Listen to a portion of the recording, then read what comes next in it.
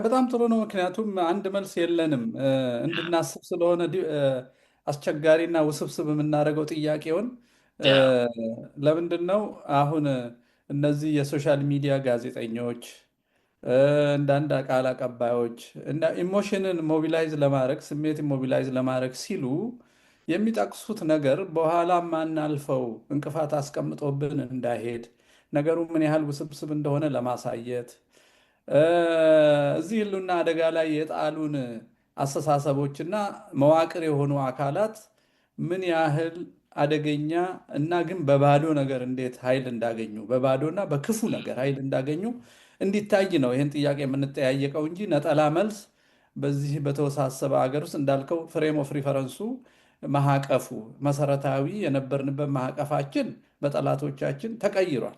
ያ የጨዋታ ሜዳው ተቀይሯል። ወደ ቀደመ ለመመለስ ባለው ሜዳ ውስጥ መጫወት ሆኖ እኮ ነው የአማራ ብሔር ብለን የምናወራው እኮ ፍሬም ኦፍ ሪፈረንሱ አስገድዶናል። አሁን እኛ ግን ጥበቃ እንዴት እንዳንድርግለት ጠላቱን እንዳይመስል። ምክንያቱም አሁን አንዳንዶቹ ከጠላት ጋር መላላክ ጀምረዋል። አንዳንዶቹ የባዕድ ተመካሪ የጠላት ተመሪ የሚመስሉ ንግግሮችና ምልክቶች ታይተዋል። ባለፈውም ብለናል። ለኤዩ የተጻፈው ደብዳቤ እኔ በህይወቴ የመጨረሻ ያስደነገጠኝ ነገር እሱ ነው። ሰራዊቱ ከክልላችን ይውጣ፣ ሁሉ አቀፍ ሽግግር ይመስረት ማለት ወያኔም ብልጽግናም ያለበት ማለት ነው። ህልውናዬን ሊያጠፋኝ ከተዘጋጀው አካል ጋራ ነው የሚሻገረው ብሎ ሀሳብ ሎጂኩ እራሱ ስቴትመንቱ በጠላት ነው የተጻፈ ብዬ ነው እኔ የደመደምኩት። ገና ስሰማው ሌሊት አልተኛውም በእውነት። ለፍትህ አደባባይ መቅረብ ያለበትን አስተሳሰብና መዋቅር አብሬ እሻገራለሁ ማለት ኢትዮጵያን አብሬ ያፈርሳለሁ ማለት ነው። አማራን ለማይቀለበስ ሁለተኛ ዙር የህልውና አደጋ እጋለጣለሁ ማለት ነው።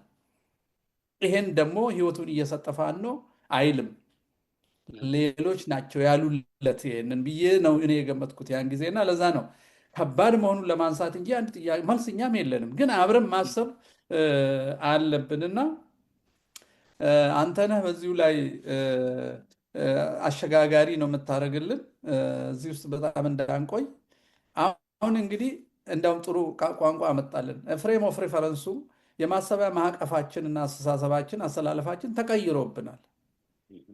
ሰው በሰውነቱ አይደለም የሚከበረው፣ ሰው በተሰለፈበት ቡድን ነው ዋጋ የሚያገኘው እና ዋጋ የሚያጣው፣ ከተማ የሚገባው ከከተማ የሚባረረው፣ መሬት የሚያገኘው መሬት የሚነሳው፣ ስልጣን የሚሰጠው ስልጣን የሚነሳው በሰውነቱ በችሎታው በሚሰጠው ጥቅም ሳይሆን በተመደበበት ቡድን ነው የሚገደለው እንኳ።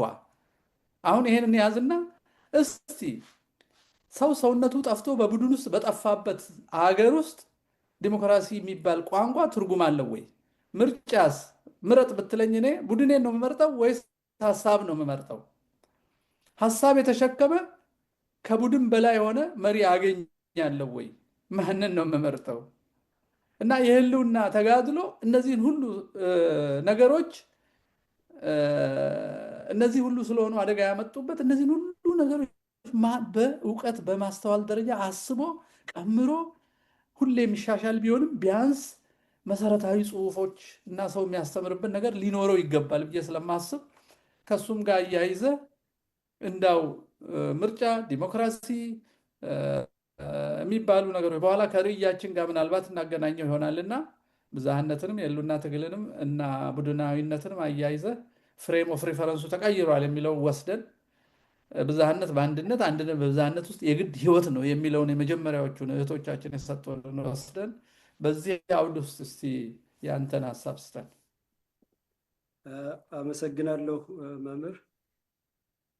እንግዲህ አብዛኛውን ጠቅሳችሁታል። እኔ የምጨምረው ምንድን ነው ከተነሳው አንዳንድ ከእናንተ እየተንደረደሩ የምዕራባውያን የአሜሪካ የውጭ ጉዳይ ፖሊሲዎች የጻፏቸው መጽሐፎች አማራንና ኢትዮጵያን በተመለከተ አማራንም በተናጠል እንደ ህዝብ ኢትዮጵያን እንደ ሀገር የሚከተሏቸው ፖሊሲዎች ውልደት ነው ወደ ዘር ፖለቲካ ውስጥ ያስገባል እና ወያኔን ሰዎችን መልምለው ወያኔን የፈጠሩበት ወያኔ ትህነግን ሰዎችን ግለሰቦችን መልምለው በማንነታቸው በካሃዲ በባንዳነታቸው የኋላ ታሪካቸውን መርምረው ኦነግን የመሰረቱበት እነዚህም ነፃነት ግንባር እያሉ እንዲመጡ ይሄም የነፃነት ግንባርን ሲፈጥሩ ለዛ አብቂ አመክንዮ ሜዳውን ለማመቻቸት እንግዲህ ምንድነው የተፈጠረው? ትርክት ተፈጠረ። ጸረ አማራ፣ ጸረ ኢትዮጵያ፣ ጸረ ኦርቶዶክስ፣ ጸረ ነባርነት ትርክት ፈጠሩ። ከዛ በኋላ የጥቃት ኢላማ እንዳላችሁት አማራና ኦርቶዶክስ ተደረገ። አማራና ኦርቶዶክስን ሲያደርጉ በኢኮኖሚ ነጥለው መቱት። በፖለቲካ ህግ አወጡለት። ህገ መንግስት ጸደቀ። ጸረ አማራ፣ ጸረ ኢትዮጵያ የሆነ በማንነት ላይ መሰረት ያደረገ። ከዛ በኋላ የጦር ኃይል ተቋቁሞ ነባሩ ጦር ተበትኖ የነዚህን ዓላማ ሊያስፈጽም የሚችል የኢትዮጵያ ጦር የወያኔና የኦነግን ዓላማ ሊያስፈጽም እንዲችል ተደርጎ ተዋቀረና ይሄን ህገ መንግስት አስፈጻሚ ሆኖ ቀረበ ማለት ነው። እና አሁን ያነሳናቸው እንደው ነገሮች በሙሉ ስጠቀልላቸው የዓላማና ግብ የተልእኮና የራዕይ የመርህና የርዕዮተ ዓለም አልባነት ይህ አሁን የሚደረገው የአማራ ትግል ለምን እንደዛ ተደረገ? ሁለተኛው ላለፉት 50 ዓመታት የደረሰው የፖለቲካ ውጤት ምንጩ ምንድን ነው? የአማራ የህልውና ትግል አሁን የሚደረገው ፋኖ የሚያደርገው ያለፈውን ስህተት አርሞ ዘር ማጽዳቱን፣ ዘር ማጥፋቱን፣ አገር ማፍረሱን አስተካክሎ ፍትህ አስፍኖ እንዴት ነው ሊቀጥል የሚችለው?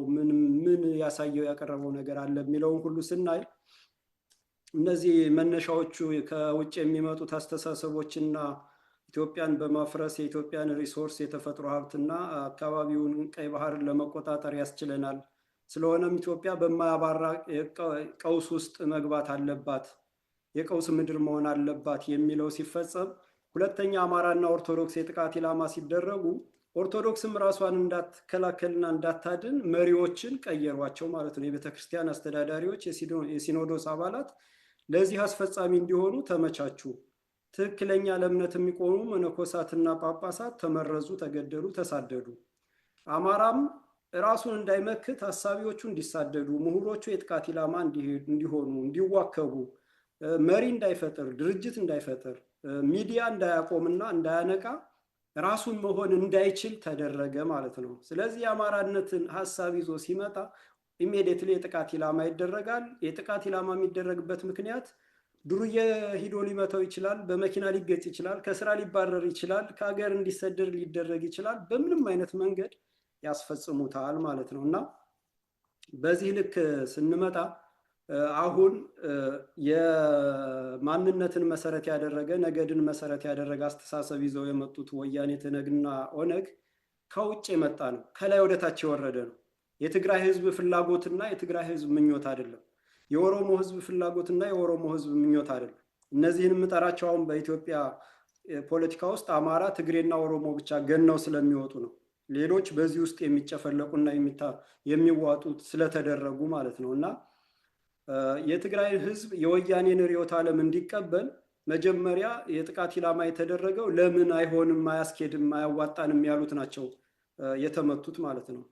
ኦሮሞም ላይ ሲመጣ የኦሮሞን ይሄንን ወራሪ ገንጣይ ጨፍጫፊነትን ሲያሰርጹት ለምን አይሆንም ያለውን ነው የጥቃት ኢላማ የተደረገው ማለት ነው። ስለዚህ የኦሮሞም ህዝብ የትግሬም ህዝብ አሳቢው ለትውልድ አርቆ የሚያስበው አገራዊነትን የሚያልመው አብሮ መኖርን የሚመኘው ተወገደ ማለት ይቻላል። እንግዲህ 100% በሚባል ደረጃ አሁንም የሚቃወም ሲኖር የጥቃት ኢላማ የሚደረግ በመሆኑ ዝምታን እንዲመርጥ ተደርገዋል፣ ጥቂቶቹም ማለት ነው፣ የትም ይሁኑ የት። በዚህ ምክንያት ዘረኝነት እንዲነግስ፣ ኢትዮጵያ ወደብ አልባ እንድትሆን፣ አኩሪ ታሪኳ እንዲፋቅ፣ አማራ የሆነና አማራ የነካው በሙሉ የአማራ አሻራ አለበት የተባለ በሙሉ እንዲረክስ፣ እንዲዋረድ፣ እንዲወድም፣ ቅርሱ ታሪኩ እንዲፋቅ፣ መጽሐፍት እንዲጠፉ ተደረገና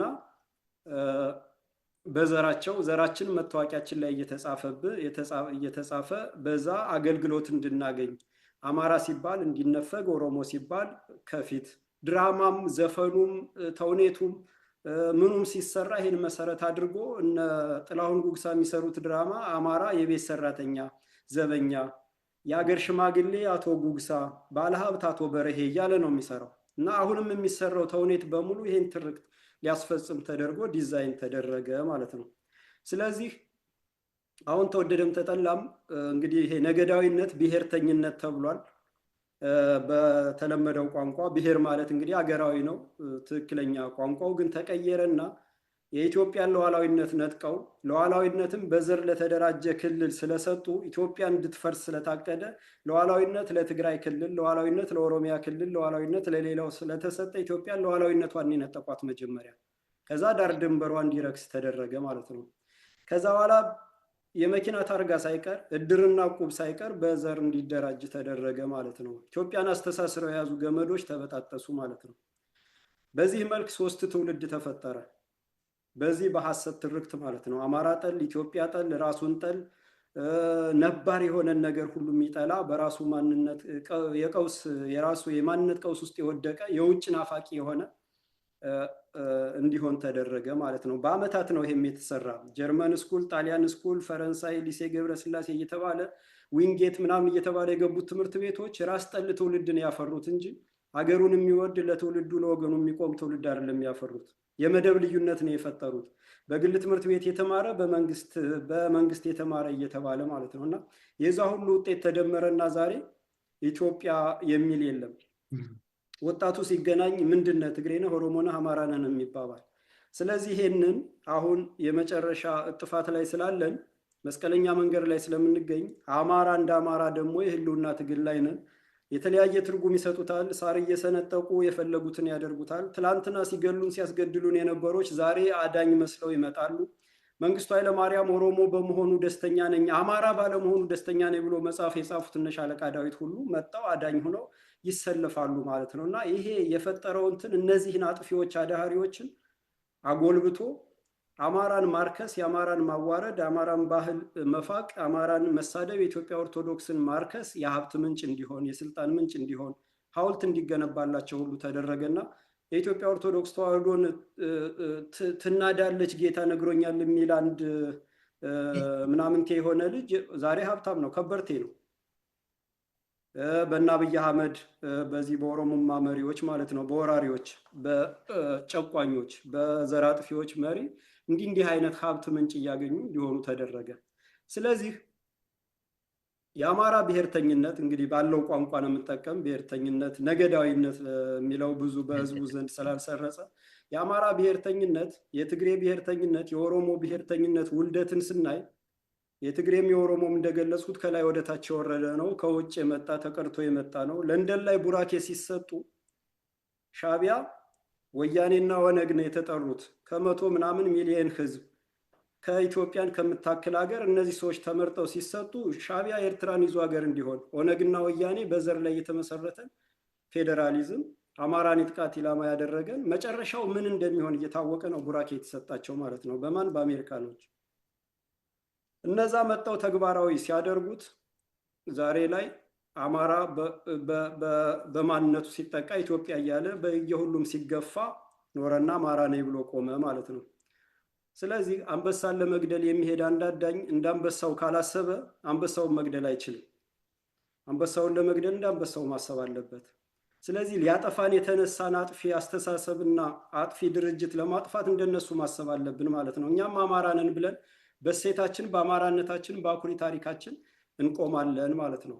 ስለዚህ አጥፊን ካጠፋን በኋላ አስተሳሰብን ከነቀልን በኋላ አስተሳሰብ መነቀል አይችልም። በእርግጥ በአጭር ጊዜ በትውልድ ነው የሚነቀል። ግን አጥፊን ካጠፋን በኋላ ምንድን ነው የሚሆነው የሚለውን ለማየት ደግሞ ታሪክን መፈተሽ አሁንም ያስፈልጋል። የወያኔ የትግሬን ብሔርተኝነት ብንወስድ የወያኔ የፖለቲካ ልሂቃን ያወረሱት ያመጡት የትግሬ ብሔርተኝነት የኋላ ታሪካቸው ከዘመነ መሳፍንቱ ብንጀምር የጎንደር ነገስታትን በመግደል ዘመነ መሳፍንት እንዲሆን ያደረጉ ናቸው። አጼ ቴዎድሮስን ዘመነ መሳፍንትን አርመው ኢትዮጵያን ቢመልሱ አጼ ቴዎድሮስን የእንግሊዝን ጦር መርተው አስገብተው አጼ ቴዎድሮስን በማስገደል በአንዳነት የነገሱ ናቸው። የኢትዮጵያ ጦር የሱዳንን ጦር እንዲወጋ ያደረጉ ናቸው።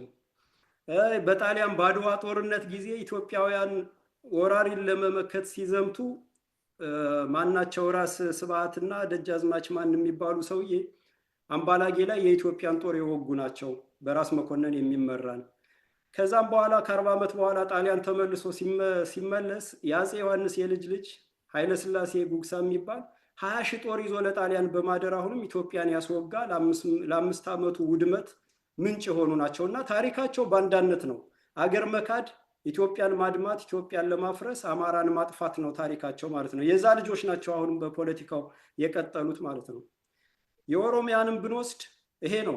28 ነገድ ያጠፉ፣ ብልት ቆርጠው ሴት የሚያገቡ፣ ማንነት የሚደመስሱ፣ ታሪክ አዋቂ የሚገሉ፣ ቀን ቀን ሰልለው ማታ ማታ ማንነት የሚደመስሱ፣ ስም የሚቀይሩ ናቸው። የነዛ ልጆች ናቸው አሁንም ፖለቲካው ላይ ያሉ ማለት ነው። ወደ አማራ ስንመጣ የቅርቡን ብናይ ዘመነ መሳፍንትን አጥፍቶ ወደ ኢትዮጵያ የመለሰ፣ ተዋቸው ይቅር በሏቸው ያሉ እናፄ ምኒልክ፣ በግራኛ አህመድ ጊዜ ያንን ሁሉ ውድመት ግድ የለም ያለፈው አልፏል ተብሎ ግራኛ አህመድን ከሰማይ የወረደ ግዙፍ ድንጋይ አድርጎ የቆመ ቋጥኝና አለት ሲታይ እንኳን ግራኝ በግራ እጁ የወረወረው እየተባለ ግራኛ አህመድን ተልኮ ኢትዮጵያ ኦርቶዶክስን እንዳልደመሰሰ ክርስቲያን እንዳልጨፈጨፈ ሁሉ እንደው ይቅር ተብሎ ግራኛ አህመድን ብቻ በማሳየት ብልት ተቆርጦ መሬት ተወሮ ህዝብ ተጨፍጭፎ ያለውን ያለፈው አልፏል በአብረን እንቀጥል በሚል የሚያልፉ ናቸው የኛ አባቶች። ከዛ ነው ይሄ ትውልድ ከአባቱ ከእናቱ ከሴቱ ከማንነቱ ስለሚወርስ አሁን የሚመጣው የአማራ ብሔርተኝነትም ታሪክ ነው ራሱን የሚደግመው። ኢትዮጵያን ነው የሚያጸና፣ ማንነትን ነው የሚመልስ፣ የሰውን ልጅ ክብር ነው የሚመልስ። አባቶቻችን ከቤተ ክርስቲያን የወረሱትን ነው ፍትሐ ነገስትን ተጠቅመው ነው የሰውን ልጅ በሰውነቱ እንዲዳኝ ሲያደርጉ የነበሩት። ቅድም እንደተጠቀሰው አፄ ምኒልክ አባ ጅፋርን ሰውን ልጅ አትሽጥ እንደዚህ ያሉትን እና ወደዛ ነው የምንመለስ። ምክንያቱም ከዚህ በፊት የነበረው ቅድም መምህር እንደጠቀስከው ቱርኮች፣ ኦቶማኖች አርመኖችን አጠፉ፣ ቤተ ክርስቲያንን አወደሙ፣ መስጊድ አደረጉ።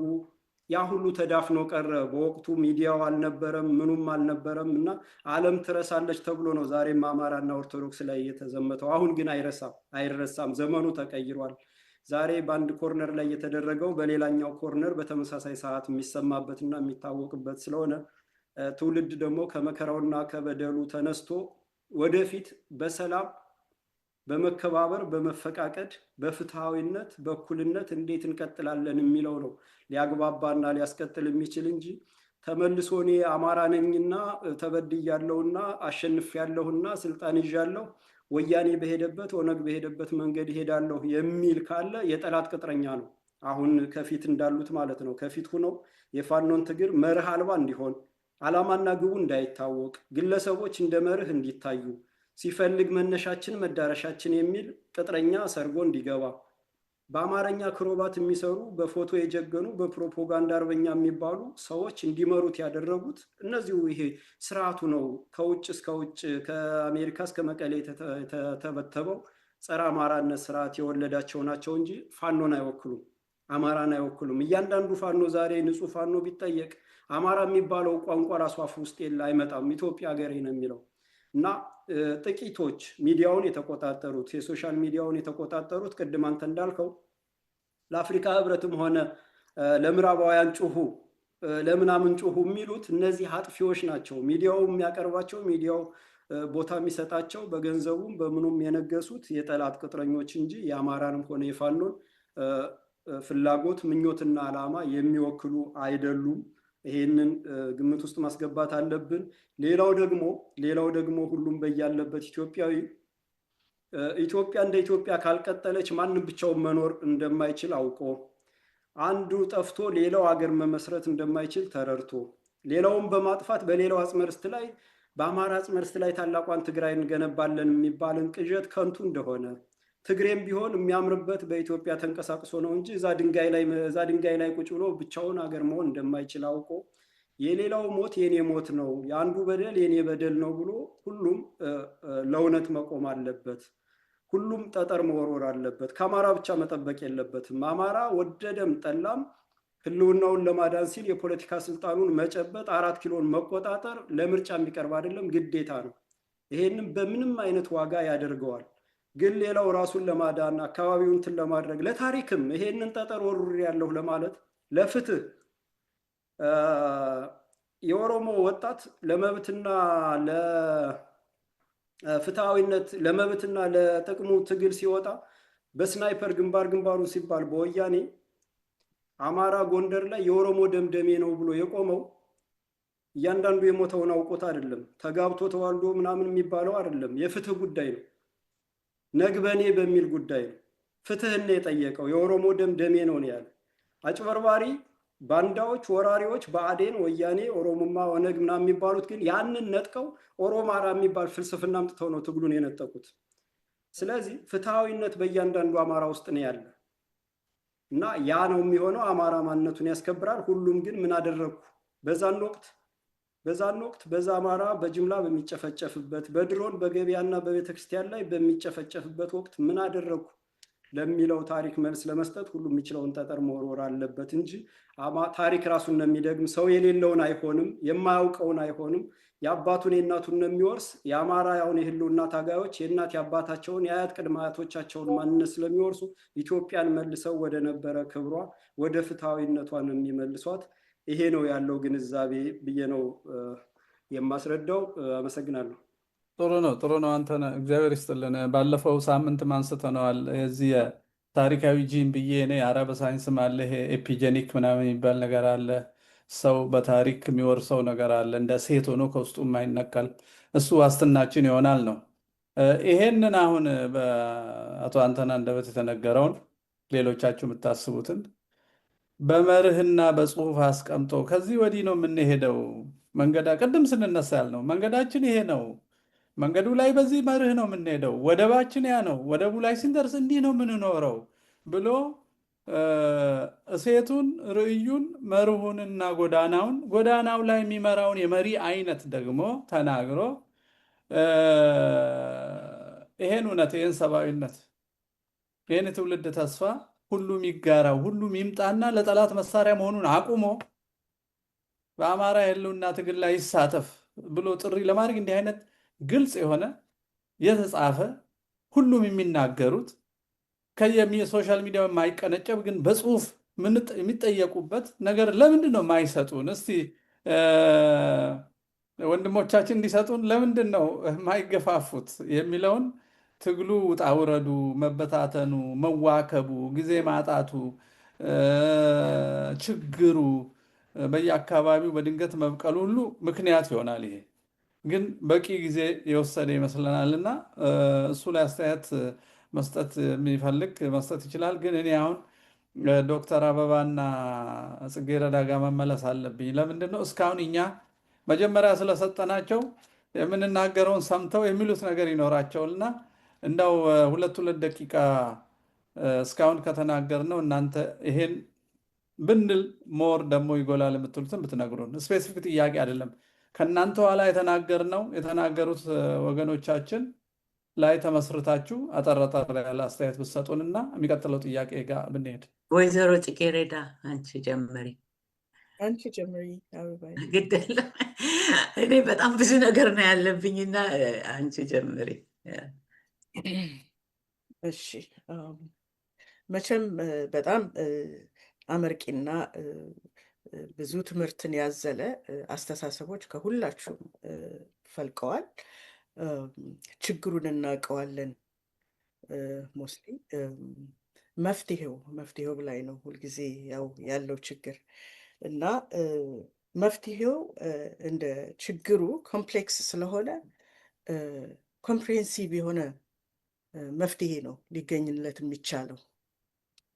ቅድም ዶክተር ሰለሞን ስለ ግሎባል ዋርሚንግ አነሳና የፍራኪንግን ችግር እሱ እንደ ፍንትው ብሎ እንደወጣና የሊበራልስ የሚባሉት ወይንም ደግሞ ተራማጆቹ እንዴት ይሄ ራሱ ከፍተኛ ወደ 76 ሃዛርደስ የሆነ ኬሚካል ያለው ጉዳይ ነው ፍራኪንግ የሚባለው እና እንዴት ይሄንን እንትን ጋስ ክሊን ነው ትላላችሁ በሚል የእነሱ ፊሎሶፊን ተቃውመውታል። እና የእኛም ችግር አሁን ምንድን ነው?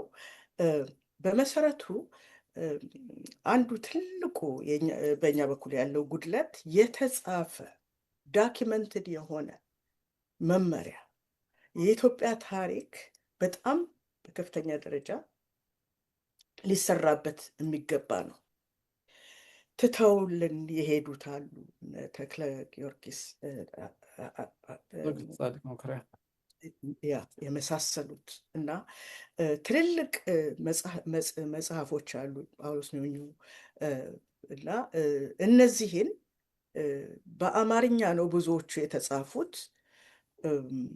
በተለያየ ቋንቋ ሚኒንግ ለምሳሌ በእንግሊዝኛ ለዚህ ለሚመጣውም ጀኔሬሽን ለመርዳት ብዬ ነው።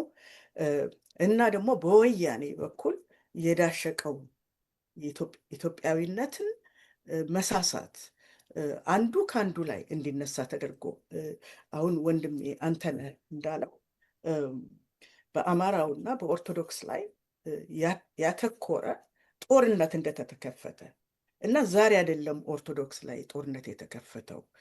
የአብይ መንግስት ሲገባ ላልታለች ኦርቶዶክስ።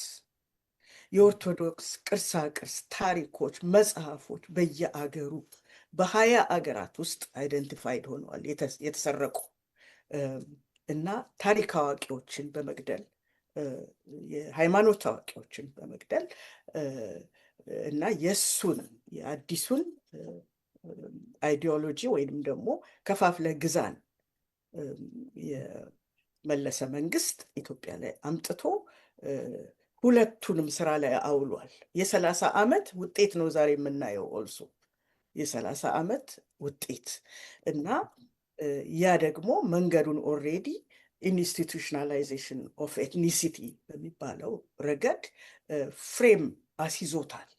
እና ይሄ ሁሉ የሚያስቡትም እኔ በጣም ነው እንደውም የማደንቀው የፋኖን ይህን ኢትዮጵያዊነታቸውን አማራን ለማዳን አሁን በአሁን ባለንበት ወቅት አስፈላጊነቱን ተገንዝበው፣ ምክንያቱም ኢትስ ኤ ማተር ኦፍ ሰርቫይቫል ጂውሾችም የተነሱት ራሳቸውን ለማዳን ነው፣ ጠላት ስለመጣባቸው ማለት ነው በህልውናቸው።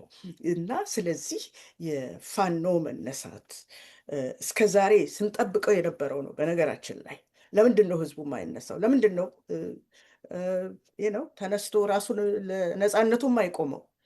ሰላማዊ ትግል ተሞክሯል። በዲፕሎማሲው ብዙ ቦታ ተደርሷል።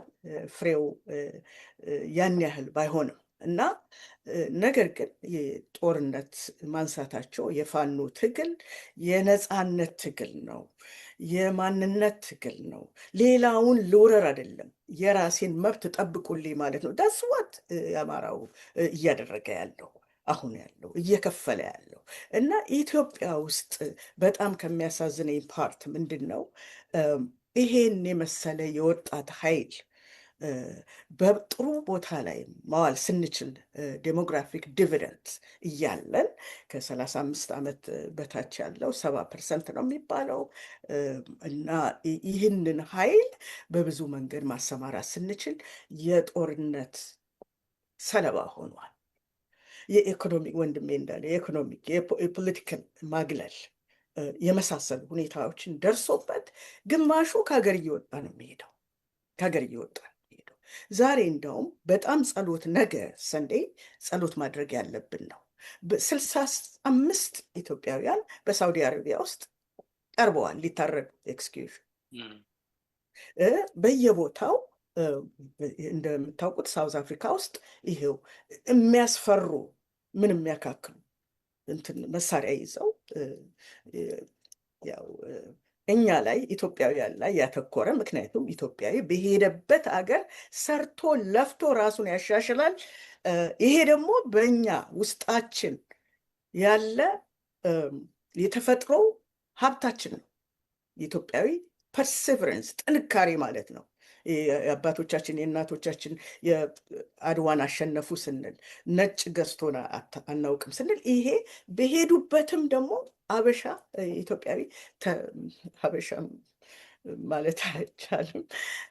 ኢትዮጵያዊ በጥራት ራሱን ጠብቆ የሚኖር እና የሚያሻሽል በሄደበት ቦታ ሰክሰስፉል የሆነ ስራ የሚሰራ ሰው እና ይህንን ነው እንግዲህ በአእምሮ በማደንዘዝ ወያኔ ለ27 ወይም 30 ዓመት በሉት አሁንም እየሰሩበት ነው ያሉት። ያንን ይዞ ወጣቱንም ሌላውንም ያለውን ታሪክ አዋቂም እያጠፋ እዚህ አድርሶናል እና አማራ አገር በጠበቀ ታሪክ በሰራ ባስተማረ በሰበሰበ ማለት እችላለሁ እንደ ጠላት የታየበት ጊዜ ነው እና ራሳቸውን ለመጠበቅ ጫካ ገብተዋል። ግን ደግሞ ያው በዓይናችን እያየን ያለነው ሁኔታዎች አሉ። በውስጣችን የተለያየ ልዩነት ለጠላቶችም እጅ የመስጠትን ኢን ዘ ኔም ኦፍ ዳያሎግ በሚል ብዙ ሁኔታዎችን ኮንዲሽኑን ያልጠበቀ ግንኙነቶች እየተደረጉ ናቸው ያሉት እና ይህ እንግዲህ በሁላችንም አእምሮ ውስጥ መኖር ያለበት ምንድን ነው? በጥራት ትግሉ የሚካሄድበት ሁኔታ እንዴት ነው? አማራ መጀመሪያ ራሱን ማዳን አለበት። አማራ ስንል በዘር ብቻ አይደለም። አማራነት ቅድም አበባይ እንዳለችው ራሱ አማራነት ማንነትን የያዘ ነው። በደም ብቻ አይደለም። ይህንን እንደው እንገንዘብ ለማለት ነው እና ስለዚህ በአማራነቱ በአንድነቱ የሌላውን መብት ጠብቄ እኔም የራሴን መብት አስጠብቃለሁ፣ መኖር አለብኝ። ኢትዮጵያን ነው ጠረፌ የሚለው የማንከራከርበት አጀንዳ ነው። የአማራ ጠረፉ ኢትዮጵያ ናት። የሁላችንም ጠረፍ ኢትዮጵያ ናት መሆን ያለበት እና ይሄን እንዴት ነው አስተካክለን መሄድ የምንችለው ለሚለው በየጊዜው እኔ አሁን የምሁራን እንትን ቢኖር ስብስብ በየጊዜው የሚወጡ ታይምሊ የሆኑ መረጃዎችን እና መማሪያዎችን ማስተላለፍ አለብን። በተለይም ደግሞ ለወጣቱ ለሚዋደቀው እና ምክንያቱም አሁን ኃይል ያለው ከላይ ነው ያለው፣ ከታች ያለው እውቀት አለው፣ ግን ደግሞ የሚመራው ሰው ይጠብቃል። በትክክለኛ መንገድ ሊሰራው የሚችለውን ስራ ለማራመድ መሪ ያስፈልገዋል። ያ እንግዲህ መንጋ ያለ መሪ ወታደርም ያለ መሪ ሜዳ ላይ ነው የሚቀረው እና መሪ ስለሚያስፈልግ ከውስጡ ከስር ያለው እንዴት ነው ነጥሮ ሊወጣ የሚችለው እና አንኳር ነገሮቹ ምንድን ናቸው? ይሄንን ኦብጀክቲቭ አቺቭ ለማድረግ እና በውስጣችን ያለውን ጥላቻ እንዴት አድርገን ነው ማስወገድ ያለብን እያንዳንዱ ማለት ነው። እንግዲህ ይህን በውስጥ ስል የጎጥም ሁኔታዎች በእኛ ውስጥ አሁን ገዝፎ እየወጡበት ያለበት ጊዜ ነው። ያ ደግሞ ወንድሜ እንዳለው ቅድም በሚዲያ የተፋፋመ ሁኔታው ከቁጥጥር ውጭ እስከ መድረስም ደርሷል እና እንደው በዚህ ረገድ አማራው ቁጥሩ ቀላል አይደለም። ቁጥሩ በኢትዮጵያ ውስጥ እንደውም ቅድም አንድ እንትን ሰጥቼ ነበር። ይሄ እንደ ጤፍ የበዛንን ወይንም የተደባለቅን ለሚለው አማራ ኢትዮጵያ ውስጥ የማጆሪቲውን ፖፕሌሽን የያዘ ነው። ይሄ በእርግጥ መነገር አለበት። ብዙ ጥናቶች ተደርገዋል ከዚህ በፊትም። ግን ሳይኮሎጂካሊ አማራን ኮንትሮል ለማድረግ በበጀት ደፊሲት ለመቅጣት አሎኬት በማድረግ ያነሰ እንትን ለመስጠት በወያኔ ከዛም በፊት በደርግ የተሰሉ ነገሮች ናቸው እዚህ ያደረሱ እና ይሄንን ልንክደው ማንችል የ2.9 ወይም ደግሞ 3% አኑዋል ግሮዝ ሬት በማንኛውም ህብረተሰብ ውስጥ ያለ ነው እና በአማራም እንዲሁ እኩል ነው የሚያድገው ለማለት ነው ማደግ ያለበት እና ይሄንን የአማራ ብዛት ያለው ህዝብ እንዴት ነው ራሱን አሳንሶ የሚያየው? እንዲያንስም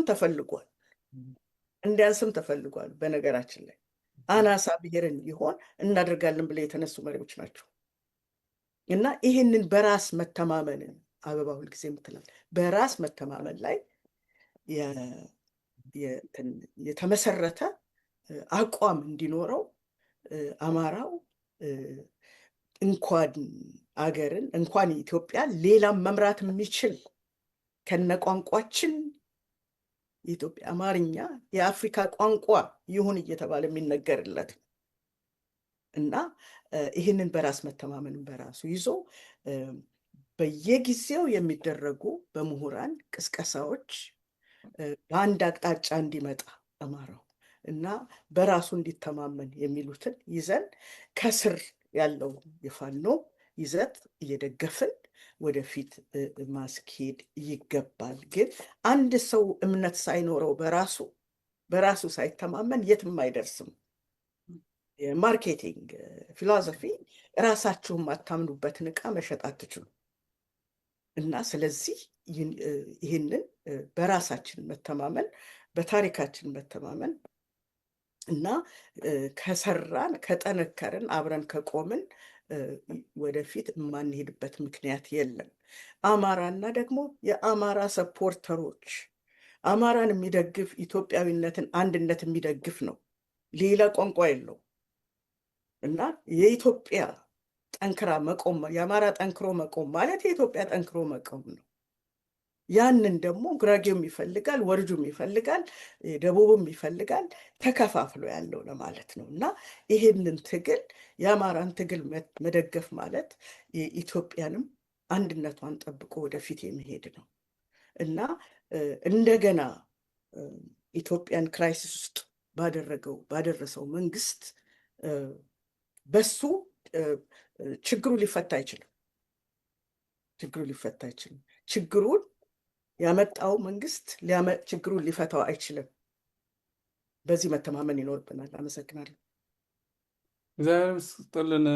ምክንያቱም የአማራ ህልውና መረጋገጥ የሁሉም ዋስትና ነው ብለን እና እንጠቅልለው መጨረሻ ላይ አልሽም። ምክንያቱም ሰብአዊነትን መሰረት ያደረገ ፍትህና እውነትን ሀገራዊነትን መሰረት ስላደረገ ለማንኛውም ማህበረሰብ ዋስትና ነው ብለን እንደ ምንድን ነው መሪ ቃል ብንይዘው የአማራ ህልውና መረጋገጥ ለማንኛውም ኢትዮጵያዊ ዋስትና ነው ብለን በልበ ሙሉነት መነጋገር እንችላለን። ምክንያቱም ያላችሁት ነው የአማራን ህዝብ ኢላማ ያደረገው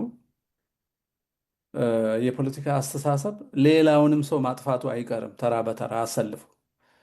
ስለዚህ ከአማራ ህልውና ትግል ጋር መተባበር ራስን ማዳን ነው ብሎ ሰው ማሰብ መጀመር አለበት። ኦሮሞውም ትግሬውም ወረዳና አውራጃ ላይ መጨቃጨቅ የውጭ አጀንዳ ነው። ወልቃይት እንትና ነው ምናምን ትልቋን ኢትዮጵያዊ መጀመሪያ በዘር ከከፈልክ በቋንቋ ከበተንክ በኋላ ወረዳ ላይ መጣላት ህወሓትና ኦነግ ያመጡብን በሽታ ነው። በሽተኞቹን አስወግዶ አብሮ መኖር ነው። ስለዚህ የዚህ ህዝብ ህልውና የሁሉም ሰው ህልውና ነው እና ሰዎች በዚህ መንገድ ቢያስቡ ጥሩ ነው። ዶክተር አጠር አድርገሽ እዚህ ላይ ጨምሪልን። እህቴ ወይዘሮ ጽጌ ያነሳቻቸው ነጥቦች በሙሉ እንደገና ተመልሰን ሃይላይት መደረግ ምንድን ነው መግነን ያለባቸውና አሁን መምህር አንተ የሚያልከውን የሚይዙ ናቸው በነጥብ በነጥብ እና እነሱን መሰረት አድርገን አሁን እንዳልከው የኢትዮጵያ ጠላቶች እንበል ተቀናቃኞቿ እንበል ማንም ይሁን በተለይ በቲፒኤልኤፍ በኩል ተቀርጾ ሲገባ ከወይለፍ ቅድም አንተነህ እንዳለው ቀርጸው የገቡት እና በስራ ወዳውኑ የፈጸሙት ግዛታዊ ሉዓላዊነቷን ማፍረስ አንድ ህዝብ አለመሆኑንና አንድ ሀገር አይደለችም የሚለውን አውጀዋል። ይሄ ራሱ አንድ መመሪያ ይሆናል ማለት ነው። በዚህ ምክንያት ነው አሁን መምህር ላልከው የአማራው ህልውና ለኢትዮጵያ ህልውና ዋስትና ነው የሚለውን የሚያጠናክረው እህቴ ያለችውን አንተ የደገምከውን የአማራው ህልውና ከነዚህ ከሉዓላዊነቷ የሀገሪቷን ሉዓላዊነት የሚያስከብር ከሰሜን እስከ ደቡብ ከምስራቅ እስከ ምዕራብ የኖረ ጥንታዊ የአገር መሰረት የሆነ ህዝብ ስለሆነ ያን መምታት፣ ያን ማፍረስ፣ ያን መግደል፣ ዲፖፕሌት ማድረግ እንደውም ወይዘሮ ጽጌረዳ አዘጋጅታ የዛሬ ስንት ዓመት እንደሆነ አላውቅም ፖፕሌሽንን እኔና ዶክተር ማይገነት ቀርበን ነበር ከኒውዮርክ በሬዲዮ ፕሮግራም አንቺ ባዘጋጅሽው እንዴት እየተደረገ አማራ ስተራላይዝድ እየተደረገ በመውለድ በኩል እነዚህን ሁሉ በአንድ በኩል ይሄን የምጠቅሰው ይሄ እንግዲህ እኔ እንጃ 20 ዓመት ገደማ ሊሆን ነው ይሄን ከተነጋገርን። እነዚህን እውቀቱ አላነሰም፣ ጽሁፍም በብዛት አለ። ግን ለምንድን ነው ሰርጾ ያልገባው? ይሄን ነገሮችም ዲፖፕሌት ለማድረግ አማራውን ለማሳነስ ኢትዮጵያን ለማጥፋት ሁሉም ብለናል እና አሁን ቅድም ላልከው ለማሰሪያ ስለሆነ እኔ ሁለተኛ ዙርም ባይኖረን ጥሩ ነው። ምክንያቱም ብዙ ነገር አንስተናል ብዬ ስለማስብ እንዳልኩት ከላይ አሁን የተባለውን ብቻ ለማጠናከሪያ ነው የማደርገው እና ይሄ ሁሉ ተብሏል። ግን የሚፈለገው ደረጃ በአንድ በኩል ጭራሽ አለመጥፋታችን ኃይላችን ነው፣ የትግሉም ውጤት ነው። የጥንታዊነታችንና ከመሰረታችን ያልተናጋን ጥቂት ኢትዮጵያውያን በመኖራቸው ነው። ቤተ ክህነትም ራሷ ውስጥ መሳ ለመሳ ሰላይ ገብቶባት አሁንም ድረስ አለን። አማራውም ሞተ ምን አለቀለት ሲባል ፋኖ ልጆቹ ተነስተዋል። የአማራውም ንቃት ተጀምሯል። የምንፈልገው ጋር ያደርሰናል። አሁን የምንሄድበት ሂደት በቂ ነው አይመስለኝም፣ ቅድም የተባሉት ነገሮች። ምክንያቱም ስለተናገርነውና የመከራውን ብዛት መገንዘባችን አንድ ደረጃ ነው። ግን ወደፊት የሚወስደን የሚቀጥለውን ፌዝ የሚቀጥለውን እምርታ የሚሰጠን እንዳንሽከረከር ማለት ነው። ምክንያቱም አዙሪት ውስጥ ነው የምንቀመጠው። እንዲያረጉን ማለት ቅድም ጽጌሬዳ ያነሳችው አንድ ሀሳብ ነበረና እዛ ውስጥ ነው የሚከተን። ወዴት ምን እናደርግ መፍትሄው የሚለውን እንዳንፈልገው ኖት ያስኩ መስሎ ነበረ እና እንዳንፈልገው የሚያደርግ ነገር ነው። ትምህርት ላልከው ይሄ ራሱ አሁን መወያያ ነው ለሚቀጥለው። እንዳልሽው ውይይት እየተስፋፋ የኢትዮጵያ ምሁራንን የሚሉት ነፍስ ያላቸው ምሁራን ቅድም ብለዋል። ዝም ብሎ ይሄ ሚስ ኤጁኬትድ የሆነው በኮሎናይዝድ በሆነ ሜንታሊቲ ያለው ምሁር ከሸቃጭነት አይለይም። ማለትም ዝም ብለህ ለደሞዝ ለምናምን በተለይ አሁን ዶክተር እየተባለ የሚወረወርላቸው እንትን ምንም ፋይዳ ያለው መሆኑን እናውቃለን። ስለዚህ ምን ቢደረግ ነው መፍትሄው የሚለው ላይ መጨረሻ የተናገርሽው ላይ እሱን ነው እኔ ወደኋላ ተመልሰን ነጥብ በነጥብ አድርገን እንደ አርእስት ራሱን ችሎ ብንወያይ፣ ይሄ በፓናል ዲስከሽን ሁሉን እኛ አንዳንድ ጊዜ ምንትን ስላለን ሁሉንም በአንድ ቀን መጨረስ የለብንም። ቋሚ እንዲሆንና ይሄ ደግሞ አሁን ደካማ ማህበረሰብ ስላለን ሶሪ የምታዳምጡ ምን የምትሉ ቅድም ተነስቷል። የአማራው ጠላቱ እንዳለን ማነች የዚህ ሀገር ሴትዮ ኤሌኖር ሮዝቬልትም እንኳ ብለዋለች፣ ኖበዲ ክን ሜክ ዩ ፊል ኢንፌሪየር ዊዛውት ዮር ኮንሰንት ትላለች። አማራ ለዚህ ለደረስንበት ሁኔታ ገደሉን ብንል በሉን፣ ቆረጡን፣ አገራችን ወሰዱብን የምንላቸው ነገሮች ሁሉ የነሱን መጥፎነትና አረመኔነት፣ ቅኝ ገዥ ፍላጎት፣ ይሄ ውጩን የሚያልነው የውስጡን እንዳለ ሆኖ ያን አይሽረውም። የራሳችን ደካም ፈቃደኝነት ነው። እንዴት ፈቀድን? ቤተ ክህነት በውስጡ ያለ። ምክንያቱም ቤተ ክህነትን የምናነሳበት ምክንያት ታርጌት ስለሆነች ነው። እንደ አማራውንም የምንለው ታርጌት ስለሆነ ነው። ምንድን ነው ታርጌት ኢላማነታቸው? የተፈለገውን አገራዊ ህልውና ኢትዮጵያ እንዳይኖራት፣ ኢትዮጵያ የቅኝ ገዢዎች መናኸሪያ እንድትሆን የሚፈለገው የሚፈጸመው በአማራው መጥፋትና በኦርቶዶክስ ተዋህዶ መዳከም ነው።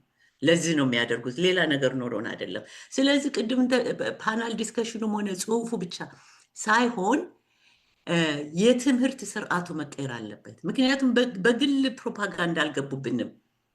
በግል ግለሰቦች ሁልጊዜ ግለሰብ ብዝሃነት ብለህ የለም መምህር የተነሳንበት አርዕስት ብዝሃነትን እኮ ምን ያጠናክካል? መጥፎም ጥሩም አለ፣ ከሃዲም አማኝም አለ፣ ጥሩ ሰውም ሁሉ ነገር አለ ማለት ነው።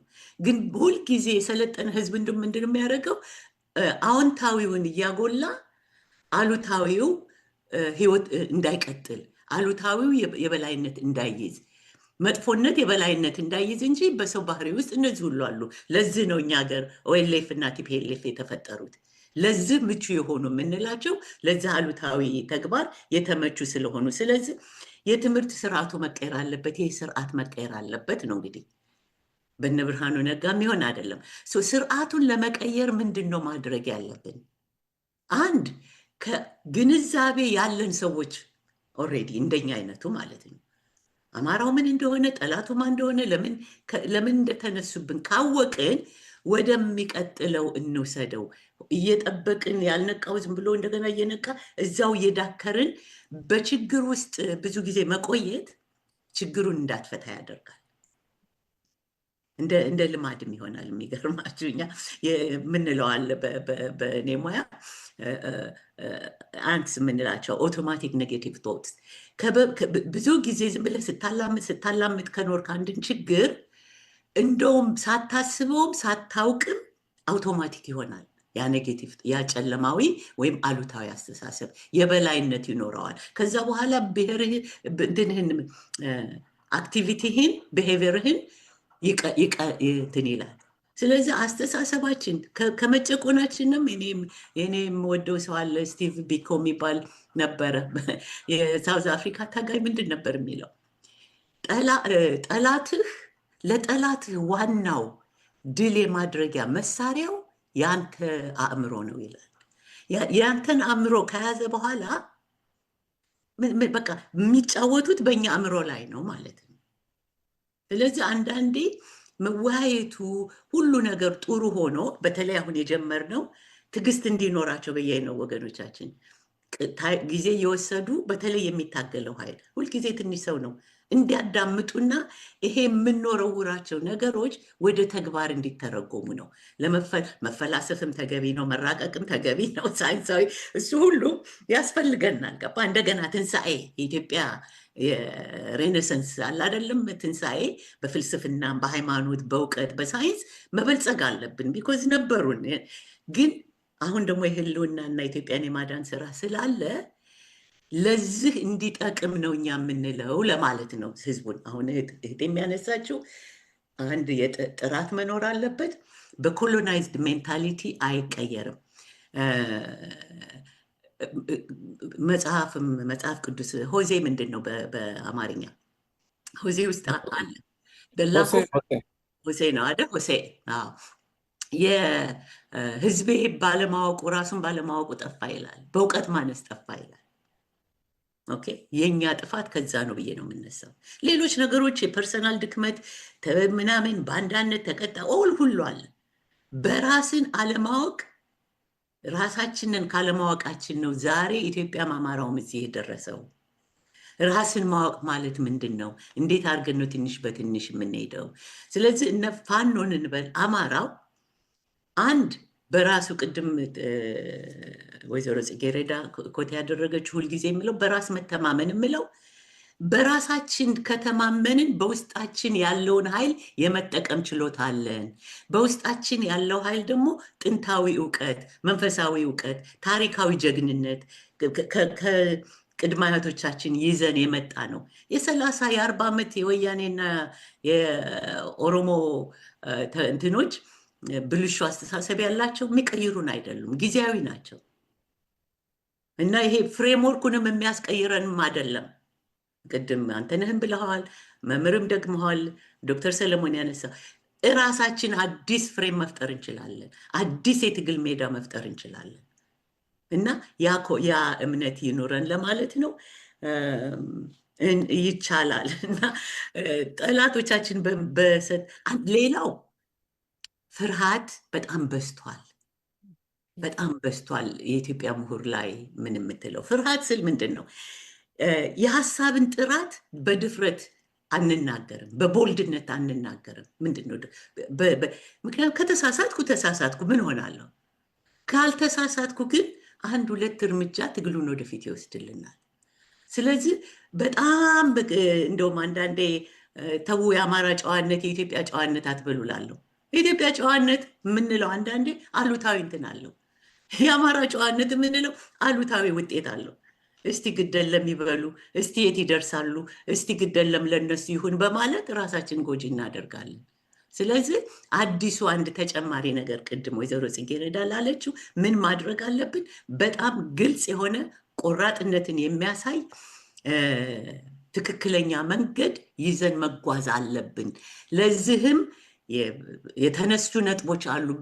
ብዙ ዝርዝር ውስጥ ሳንገባ በአማራው ህልውና የኢትዮጵያ ህልውና መሆኑን የሚያምኑ በአገራችን በአዙሪት እንደተያዘች የሚያምኑ የነቁ ንቃተ ህሊና ያላቸው ተሰባስበው አጠናክረው አማራውን አጠናክረው ፋኖን አጠናክረው ሲገፉ ሌሎቹም ይመጣሉ። ምክንያቱም በውስጣችን አንድነት አለና ነው የምለው። እኔ ብዙም ብዙም ባንሄድበት ጥሩ ነው። ደግሞ እንዳለፈው ሰው ስልቹ ነው እንደምታውቁት እና የአእምሮ ነፃነት ሁሉንም ያመጣል ባይ ነኝ። ስለዚህ በራሳችን እንተማመን፣ ሁሉ ነገር አለን።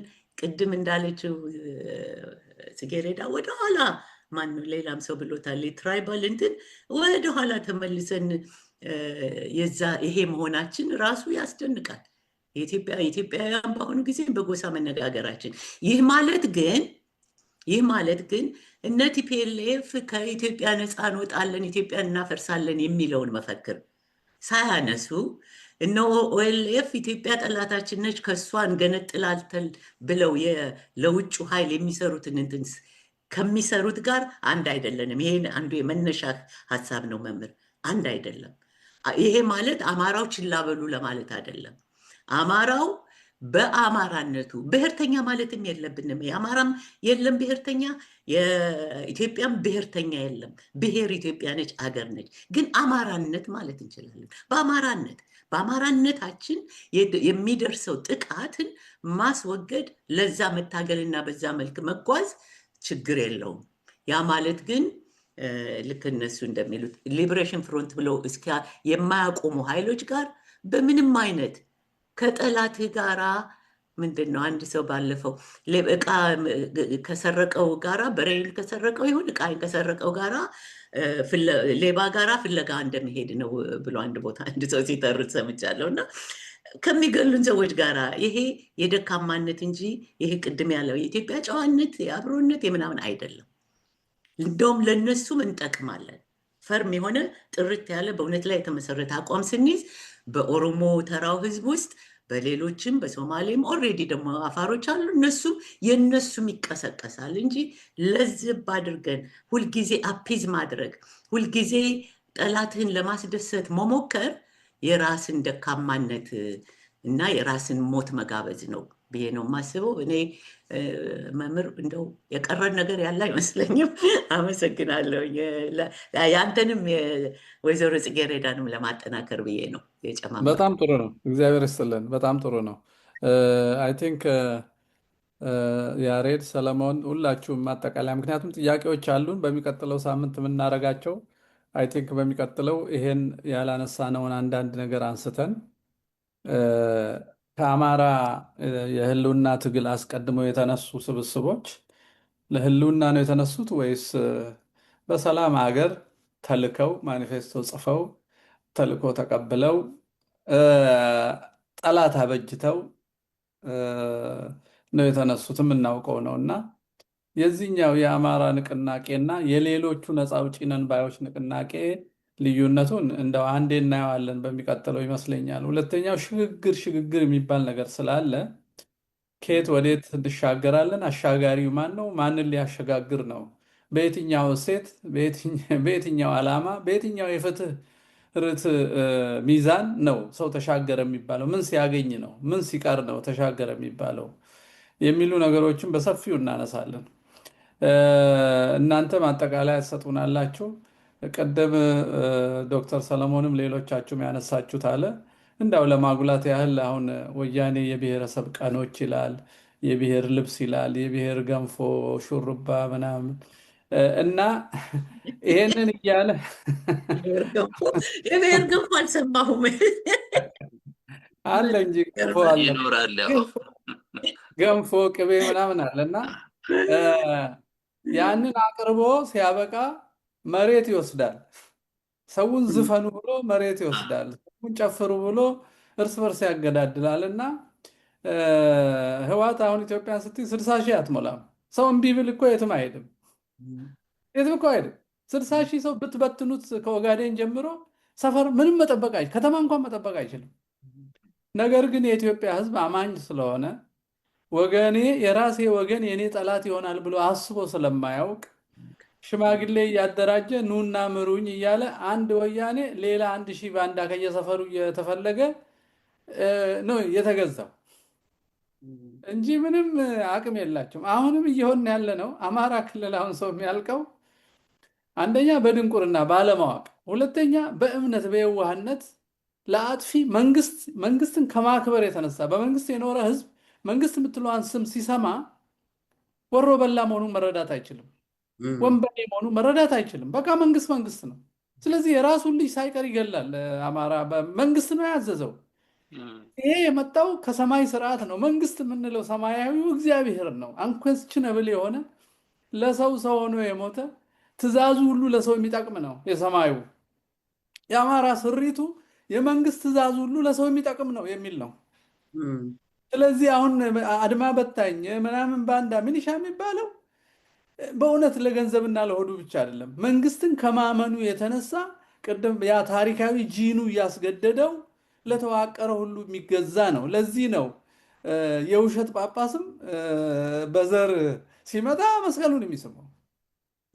እህቱን የደፈረበትን እኮ መነኩሴ አሁንም አባ ይለዋል እኮ እያወቀ። እኔ እግዚአብሔር ይፍረድበትን። ይሄ ስነ ልቦናችንን ገና ሪኦርጋናይዝ ስላላረግን እርስ በርስ እየተጠፋፋን ነው። ዘመኑ መቀየሩን በእግዚአብሔር አምሳል እናከብራቸው የነበሩ ቦታዎች በሰይጣን መተካታቸውን ማመን አለበት ህዝቡ። ፍትህ፣ ርትዕና ሰብአዊነትን በራሱ አይምሮ እንጂ ከመዋቅር እንዲመነጩለት መፈለግ የለበትም።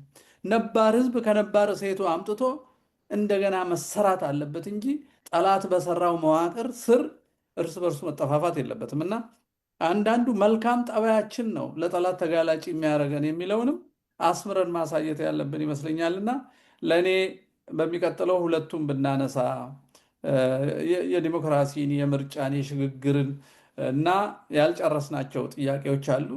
ዘፈንና የብሔረሰብ ቀን ሹርባና ዋቂ ፈታ ምናምን እያሉ ማታለል የለም። ሰው የሚሰዋለት ባህል የለም።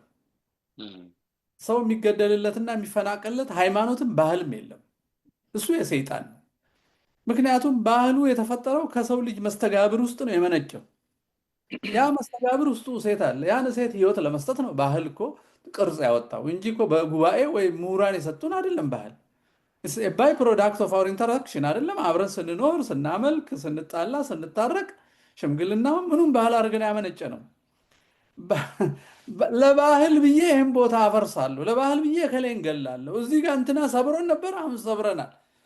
በእንዲህ የሚባል ባህል የለም የለም እንዲህ የሚባል እና ይሄን ሁሉ አንስተን በሚቀጥለው አይ ቲንክ የኢትዮጵያ ህዝብ ባለፉት 50 ዓመታት የተወናበደው መወናበድ አለ። ሁሌ ጠላት እየጠቀሱለት ሐውልት እየተከሉለት ያታልሉታል። ዛሬ እያረዱት በቀድሞ ጊዜ ዘመዶች ሞተው ነበር ብለው አጽም ላይ እንዲያተኩር ያደርጉታል። የዛሬውን ህይወቱን እንዲረሳ ያደርጉታል። እና እንዳው የትርክትንና የፖለቲካን የነፃነትንና የሰብአዊ ክብርን ግጭቶች ነፃነት የሚባል ዘረኞች ያመጡትን ሁሉ በሚቀጥለው ብንወያይባቸው በጣም ደስ ይለኛል።